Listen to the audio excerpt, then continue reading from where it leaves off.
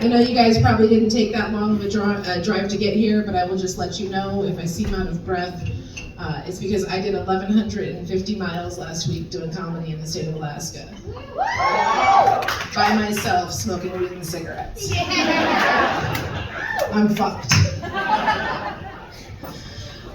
It's good to be back though. I know everyone's looking at me wondering why haven't I gone for my haircut yet. I know I need to get shit cleaned up, I do. For those of you who don't know, this is my signature haircut. I love it. I do have to tell you, no, I'm not gay. I'm just a single mom and hair products are expensive. I'm just saying. No, but I get a lot of compliments on my hairstyle. I get a lot of people coming up to me like, who's your stylist? What salon do you go to? Oh no, honey. I go to a barber. I am a single woman who lives alone. Every so often, I need a man to run his fingers through my hair. I get the close fade on the side. He starts doing this shit, and I'm like, yeah, that's it. That's I tip well, okay? I tip very well, okay? I started telling that joke one time, and he walked in. That was kind of awkward. He tried to tell people I didn't tip well enough. Did he decline my next appointment? Nope.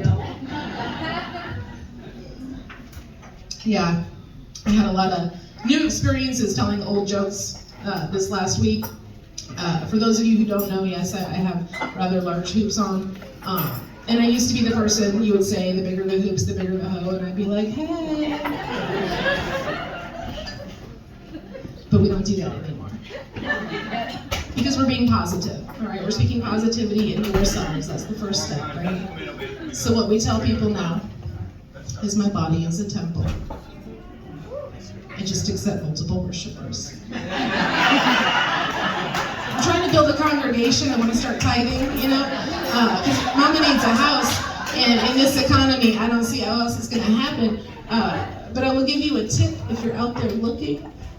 You can tell the size of a congregation a woman is willing to entertain by the diameter of her earrings. Yeah. It's been working pretty well for me.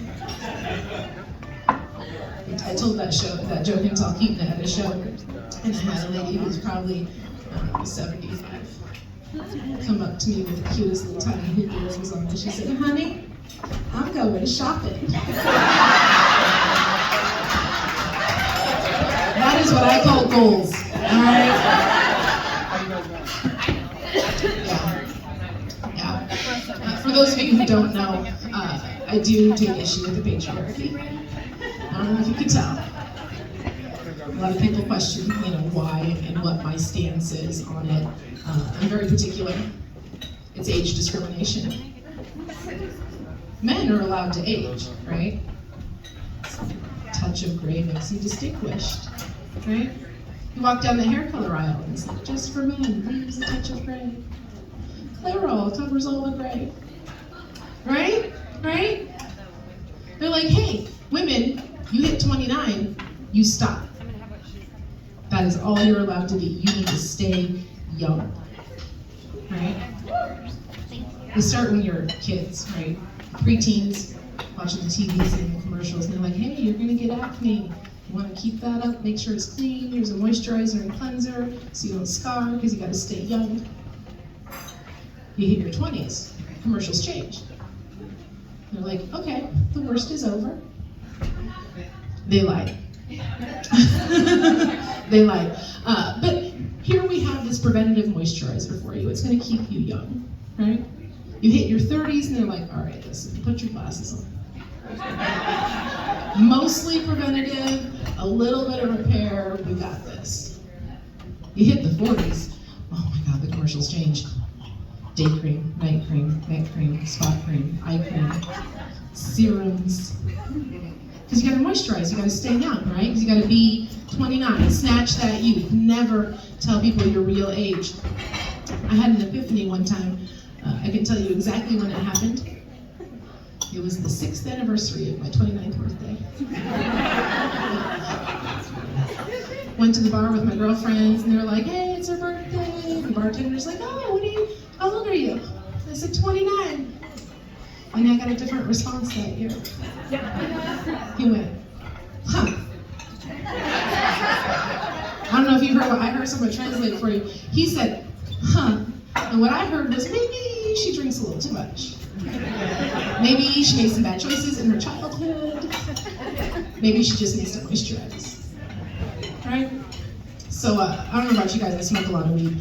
And one of my favorite things about smoking weed is smoking weed with your friends, because you come up with great ideas. You know, you have like the best conversations. I was smoking weed with a friend of mine one time in my garage, and we were debating the difference like of reading audio or reading a book versus listening to an audio book, you know, digital books versus paper books. And he goes, you know, it'd be really cool. Video books. Dude, you're fucking brilliant. Dude, we'll call them movies. We'll make so much money. Right? Right? So I'm sitting around talking, smoking weed with my friends, talking about how upset I am about this age discrimination issue, and it hit me. Do you know the best way to look young for your age? You add to it. Oh, I lied like a motherfucker. So that year, I started telling everyone I was going to be 46. And they were like, oh my God, what is your secret? You moisturize, your genetics, and I'm like, this is amazing, right? So I told my girlfriends about it. My girlfriend's like, I love that for you. I could never. I'm like, why not? She goes, well, because then I can tell people I was 63. And I said, damn, girl, you look good for 63. She goes, I could do that. I could do that. Yeah. And like I said, I smoke weed with friends. I don't know if anybody else has a circle they smoke with. But it seems like there's always one person in that circle who never remembers anything that happens. So you fast forward. It's summertime in Alaska, we're camping, we're smoking, we're drinking around the fire, right? Mm-hmm. Everyone's telling stupid jokes. And I let loose probably the worst dad joke I've ever done in my life. I said, I think my car is turning into a hybrid. Half the time it runs, half the time it doesn't. That is the appropriate response. All my friends are giving me shit, except one of my girlfriends, she looks at me and she goes, no, you own that. You're gonna be 47. And I was like, you know what, you're right. I'm a mature woman. I can say what I want. It doesn't even matter. I don't need your validation. And everyone laughed. I will be 47, except for this one little boy. I say little boy, he was like 25, I don't know. But he pulled her aside later and he was like, wait, so that bitch is 47? Like, does she have any money? Oh goodness, no, I will never ever be known as a sugar mama. No. What I am is called a Splenda mama. 100% sweet, 0% substance. I'm just saying. But being me has been weird lately, you know. I have been a single mom for 16 years. My son just turned 17. You ask yourself why the difference in numbers. He decided to move in with his father last year. Yeah, he's fucking thriving. Asshole. Like blossoming and coming into his own, like fucking little dick. And I'm like, I'm so proud. You know I laid that groundwork, right? You know that's all me, right? But it got me thinking, because it changed my life a lot. Like now I gotta do my own chores, like vacuuming and shit. Dishes, fuck, that's so stupid. No, but also like, I also found some new chores that I wasn't aware I was gonna have. Because before he told me he wanted to move out, for the last few years, my son has been begging for a cat. He wants a kitten. I'm like, I know the stereotype. I am a mature woman. We're not getting a cat. And then we moved into a house that had mice, and I was like, all right, let's get a cat. Yeah. This cat slept with him until he moved out. And after he moved out, I found out what happened in the middle of the night. Because at 2 a.m., she jumped on my chest and dropped a little toy on my chest with a ball that hinged to the metal. And I was like, you're funny.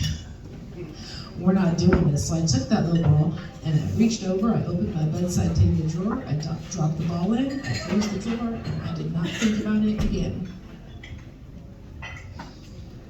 Until Saturday. I was alone in the house. I wanted to take perform before my nap that helps motivate me into sleeping. I have a device that helps me with that in my bedside table drawer. So I'm like, it's the perfect time, I am ready. And I commence with preparations for my nap. I reach over and I open that drawer and that little ball goes ding-a-ling-a-ling. And I've had a dog for a while, you know what I mean? So I'm like, I know what to do, I'm listening. Maybe I'll hear her running up the stairs. It's a fucking cat, guys. No, don't hear anything, everything's fine. Commence with my preparations for sleep. And all of a sudden, there is a cat on my chest. And she is cocking her head back and forth to the side and I'm trying to figure out, and then I realize what she's saying to me. She's going, Mom, why are you purring? So I gotta clean that drawer out now. No, but it got me thinking, because I was really upset at the beginning of the school year. It was the first school year that I wasn't gonna be there. And I was super mad about it. Like I had feelings, you know? And so I started thinking about why that was. And I realized, like, when you know, as a woman, you get pregnant, you're like, well, let's keep this one, see what happens. Thank you. Like, okay, we're gonna have a kid, you know? In my defense, I do have to say, like, the idea of being a guardian for the person, deciding that you're gonna sign yourself up, feels like an 18-year prison sentence. You know, you voluntarily apply for as a warden. You know, you're just like, okay, here's a person. In my defense, I did think I was gonna be more on like a chain gang. You know what I mean? Like a chain gang. Yeah, partner, help with the labor. Turns out I had like a whole link. He had a carabiner, so he unclipped a dip.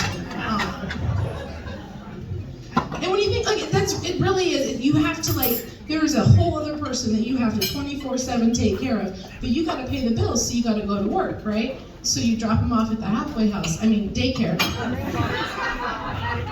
It's the same thing, they still charge you when you're late, okay?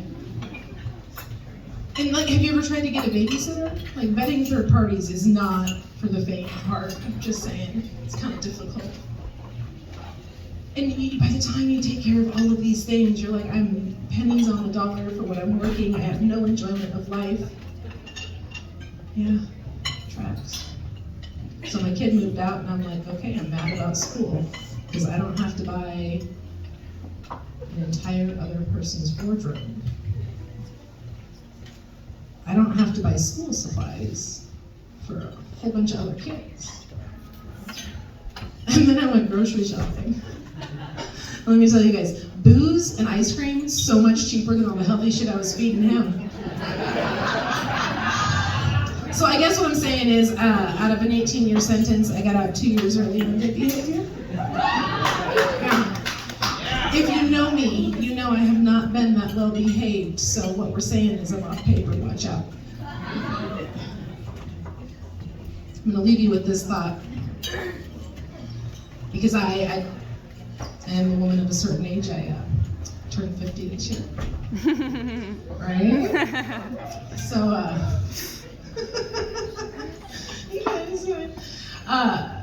as a woman of a certain age who now lives alone with the cat, I was worried. Because now I find myself relating to this cat a little more than I thought I would. You know what I mean? I didn't understand the stereotypes before, now I do. Maybe you'll understand if I ask you, have you ever been around a cat in heat before? So she went into her first heat.